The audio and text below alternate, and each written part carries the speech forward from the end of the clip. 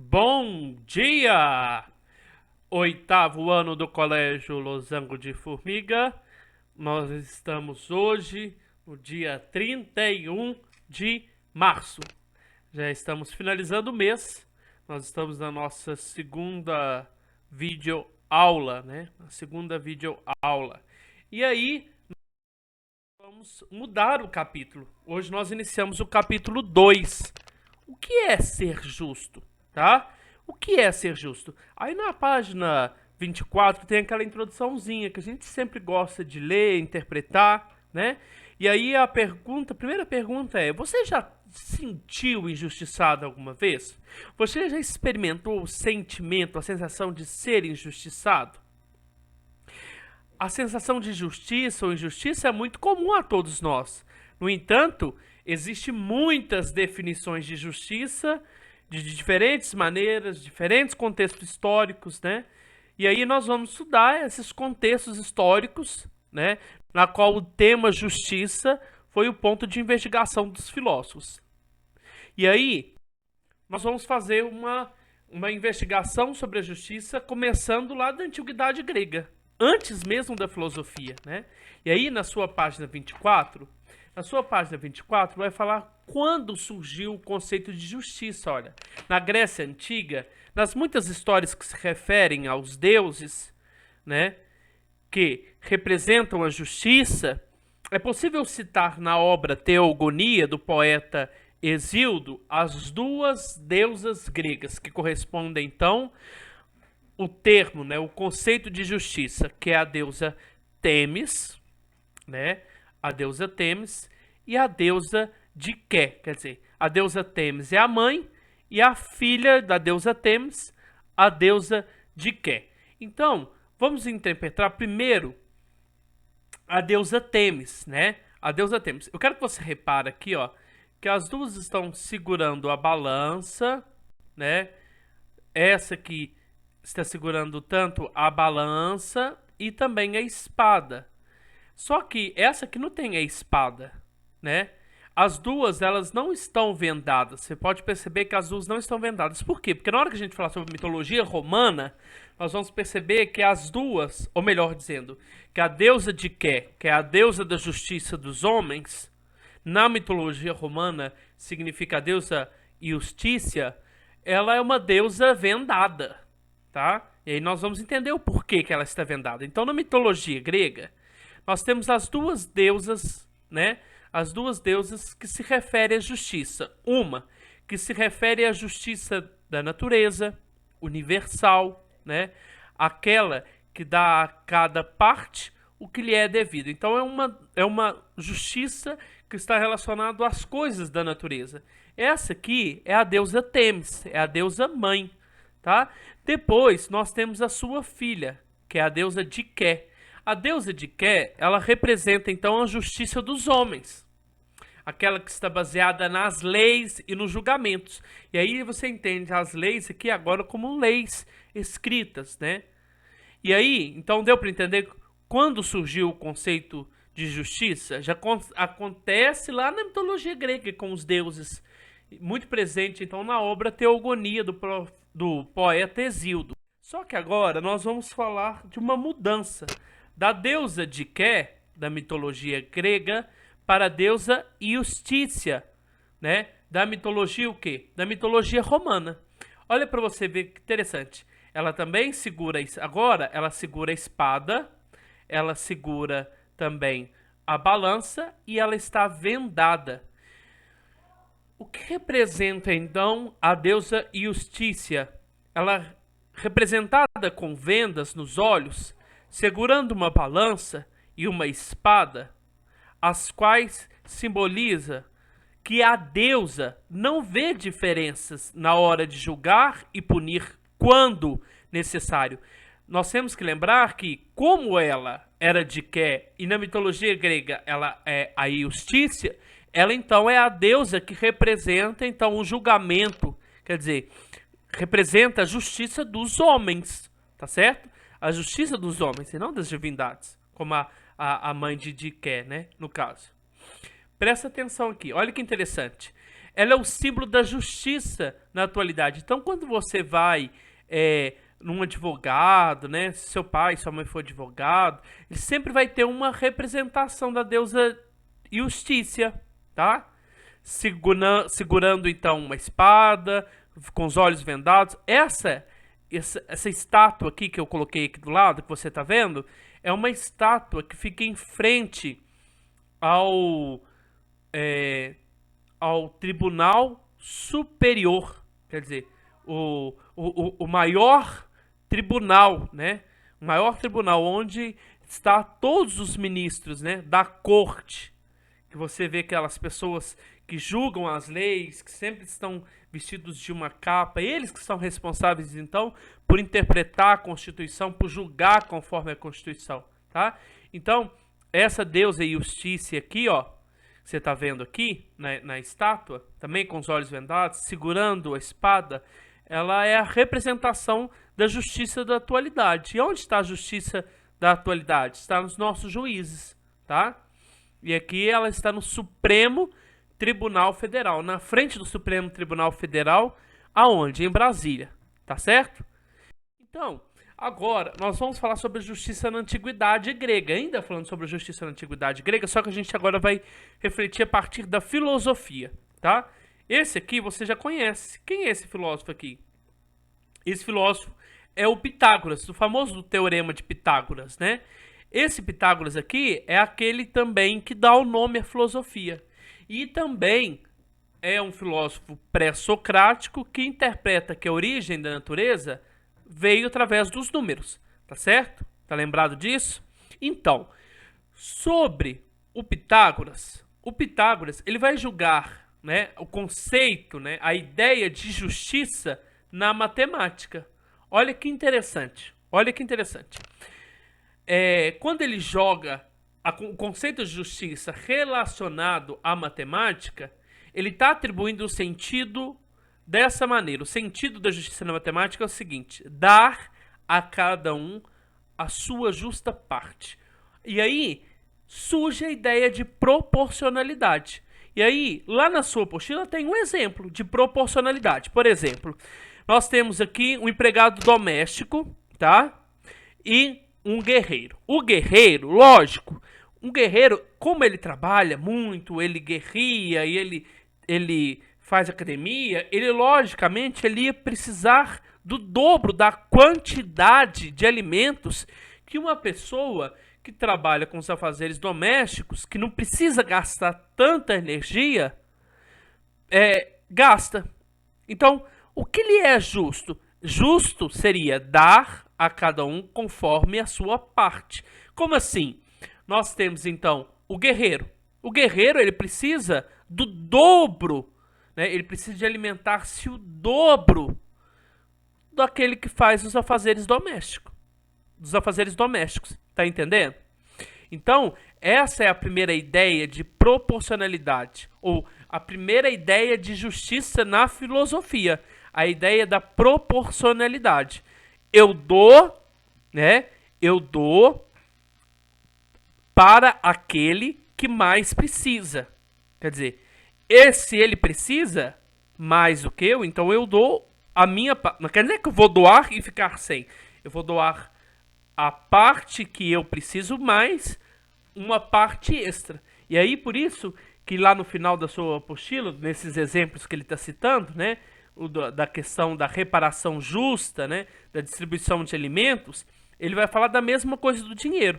Da mesma forma, se uma pessoa pegou um empréstimo com uma quantia de dinheiro, ela deve pagar aquele proporcional, né, que ela pegou. Por exemplo, ela pegou R$100, mas com juros, porque ela vai demorar para restituir essa quantia, tá? E aí, então, nós temos então essa primeira ideia de justiça, de proporcionalidade, de dar a cada um a justa parte, tá certo? Primeira ideia de justiça na filosofia. A segunda ideia de filosofia vem com o filósofo Platão, né? Você agora vai para a página 24 e a página 25. Na página 24 e 25 está escrito o ser humano e o Estado justos. Mas por que o ser humano e o Estado são justos? tá?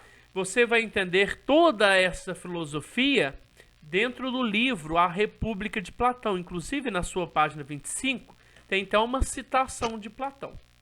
Mas o que Platão está querendo dizer com a ideia de justiça? Que eu posso falar que justo, ou o que é justo, ou quem é justo? Eu posso falar que justo é a pessoa, né, como a cidade política, ou a polis, ou a instituição política. Então, por que eu posso falar que eu sou justo e a cidade é justa? Presta atenção e olha que interessante o que Platão inovou, tá? Justiça de uma pessoa como da cidade não podem ser separadas. Mas por que não pode ser separado? Por que a pessoa pode ser justa e a cidade ser injusta? Não. Por que não pode acontecer isso? Porque, olha para você ver, você está dentro de uma cidade. A cidade, ela tem que ser justa. Quem governa a cidade para Platão? Quem deveria governar uma cidade para Platão? Uma pessoa justa. A pessoa justa que governa uma coletividade, né, que é uma pessoa virtuosa, uma pessoa justa, ela vai fazer com que as outras pessoas que convivam com ela se tornem justas também, tá certo? Então, por isso que a ideia de ser justo não só é de uma pessoa ou de uma cidade política, ou de uma polis. Não, é dos dois. Porque você convivendo dentro de uma cidade, você tem um governante que é justo. Esse governante, sendo justo, ele vai fazer com que as outras pessoas que convivam com ele se tornem justas também, tá certo? Por isso que você vai entender esse porquê aqui, ó. O ser humano, ele primeiro se espelha na cidade, pois os seus governantes são justos. E esses seres, por sua vez, se tornariam justos também, à medida em que vivem em uma cidade que promove a justiça, a igualdade e principalmente a justiça. Tá? Tá claro isso, então? Então, por que justiça? Quem é justo? Tanto a cidade, tanto a pessoa. Por quê? Repetindo novamente, pela terceira vez. Por quê? Porque a pessoa que é justa, no caso o governante, faz com que todas as pessoas com que ela ou que conviva com ela se tornem justos também. Então agora, para a gente entender mais profundamente, né, na página 25, o que é justiça, né, o que é ser justo, o ser humano, então, ou melhor dizendo, o Platão, você tem que entender o conceito de ser humano para Platão. Tá claro? Então, para você entender o que é justiça para Platão, você tem que entender o que Platão entende sobre ser humano. E aí, Platão vai deixar bem claro: o ser humano é um composto de corpo e alma. Só que eu puxei aqui um corpo versus alma. Não é um corpo que comunga, que é amiguinho da alma. Não. Existe uma dualidade, uma guerra entre eles. Por isso que eu coloquei esse xizinho aqui, ó. Esse versus aqui é corpo versus alma, tá? Então, para você entender o conceito de justiça de Platão, o que é ser justo, cidade justa, você tem que entender o que é o ser humano. Então, ele vai falar que o ser humano é composto por corpo e alma. Corpo é a realidade material do homem, tá? Do corpo, matéria, física, tá? E semelhante ao dos animais, porque todos os animais também possuem corpo. Mas o que nos diferencia dos animais é a nossa alma. E o Platão nos diferencia, ou diferencia o ser humano de três formas, de três partes. Então a alma, né, que é a nossa essência, nos diferencia dos outros animais, né, que alguns outros animais, que ele vai falar que alguns só possuem alma sensitiva, né, nós diferenciamos dos outros animais porque nós possuímos alma intelectiva. Então, para você entender o que é o ser humano para Platão, você entende aqui, ó. Isso aqui é o quê? Isso aqui seria, então, a parte corporal, o corpo. E o ser humano para Platão, então, é entendido de três maneiras. Ou melhor, a alma para Platão é dividida em três maneiras. A primeira, eu vou colocar nem a primeira aqui, porque eu vou colocar a ordem da sua apostila. A terceira alma. A terceira alma corresponde à alma apetitiva. Tá aqui no nosso slide. Concupiscente ou desejante, tá? Que também faz parte, então, da apetitiva, porque o apetite é um desejo, tá certo? A alma apetitiva, concupiscente ou desejante, é responsável pelos nossos desejos de comer, beber, dormir, de bens materiais, etc. E também das sensações como fome, frio, dor, alegria e raiva. Entendeu? Então a primeira alma do homem, que seria a terceira alma. Por que terceira alma? Porque ela não é tão importante. A parte mais importante é a primeira alma que nós vamos estudar. O que seria então a segunda parte? Olha para você perceber também, que eu esqueci de comentar com você. A terceira parte da alma do homem, ela está ligada aqui no baixo ventre, ó, na barriga. E na parte que nós falamos, na parte do desejo sexual também, ó, dos desejos. Olha para você ver, essa segunda alma aqui, ela está ligada então no peito do homem. O que seria então essa alma irascível ou colérica, ou também conhecida como alma impetuosa? É a alma então dos, que eu posso dizer, é a alma dos sentidos. Dos sentidos, tá? Seria responsável por nos levar a agir e a nos enganar, ou desculpa, seria responsável por nos levar a agir e nos engajar com as causas de nossas ações. Então, ela é responsável, tá vendo? Tá ligado ao peito, tá ligado aos sentidos, tá ligado a tomar uma ação, uma atitude, tá certo? Agora, nós vamos para a primeira alma, que é a alma mais importante, que o Platão vai falar que é a alma que nos difere. Que nos difere das almas dos animais, que está lá na cabeça, que é a alma racional. O que é a alma racional? Ó, ligado na cabeça. A alma racional seria responsável por entender e buscar a verdade do mundo real e, portanto, escolher quais os desejos, voltando lá na alma 3, e quais, voltando à alma 2, quais as ações que serão melhores para a gente realizar. Tá entendendo? Então, qual é a alma mais importante para Platão? A alma racional. Por quê? Porque ela tem que controlar as nossas ações, os nossos sentimentos, e ela tem que controlar a nossa alma concupiscente. Ela tem que controlar os nossos desejos. Então, para a gente conseguir compreender melhor quem é justo para Platão, ele vai usar o exemplo dessa figurinha aqui, ó, do mito do cocheiro, tá? A figura, na sua apostila está escrito assim, ó, a alma descrita por Platão é representada metaforicamente por um cavalo agitado. Quem seria esse cavalo agitado? Deixa eu trocar aqui a minha caneta. Esse cavalo agitado seria a terceira alma, a alma concupiscente. Esse cavalinho branco aqui seria a alma, então, das nossas ações, né? Um cavalo mais manso, que seria a nossa parte apetitiva, né? Que é a alma que está ligada no peito, que resolve, né? Dos sentimentos das nossas ações. E esse cavalinho aqui, ou melhor, desculpa, cavalo não, esse que é o cocheiro. Quem é o cocheiro? Seria a primeira alma, a alma racional. Tá vendo que ele está aqui segurando quem? Ele está segurando a terceira alma e a segunda alma. Então, o que seria justo na ideia de Platão? Dentro de uma cidade, dentro da polis, é cada um exercendo a sua função. Por exemplo, nós vamos estudar mais isso na próxima aula. A alma 3 exercendo sua função na cidade, que é a função do povo. A alma 2 seria a alma, então, dos guerreiros. Então, a alma 2 exercendo a sua função dentro da cidade. E a alma 1, que seria a alma dos filósofos e dos governantes. Então, o que é ser justo dentro da sociedade? Ser justo é cada um exercendo a sua função. Cada um exercendo a sua função.